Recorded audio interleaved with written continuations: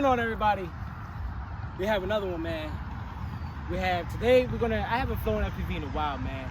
We have this really big field that I actually want to try the range out, and I want to see, because this might be my long range FPV setup just for me to start out with. So I'm gonna try to get some run cam footage in there. I'm not gonna put in the footage from my goggles because I don't have my SD card in there. My SD card is in my drone right now. I have an SD card in the run cam, so I'm gonna give you that.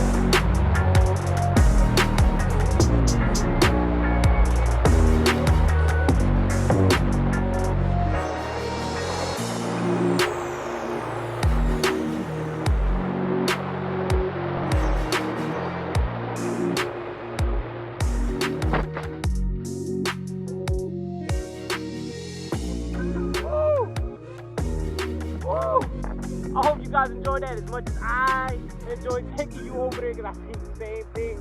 Oh, let me fix this. I seen the same thing you guys did, man.